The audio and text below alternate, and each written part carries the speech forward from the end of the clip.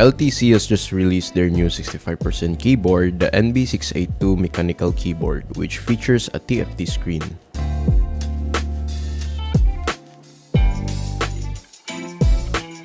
The first thing that caught my attention was the keycaps. They remind me of the Aula F75, but they blend really well with the overall design. Aside from being compatible with Windows, you can also connect this keyboard to Apple devices, which is a great added feature. As I'm making this video, the keyboard hasn't been officially released yet, so I'm unsure about the switches. The NB682 is a tri-mode connectivity and includes a knob that controls volume, mute, and screen settings. Another thing I appreciate about LTC is how easy their manuals are to understand, making it simple to tweak the keyboard. When it comes to customization, the software quickly recognizes the keyboard, allowing you to make changes effortlessly.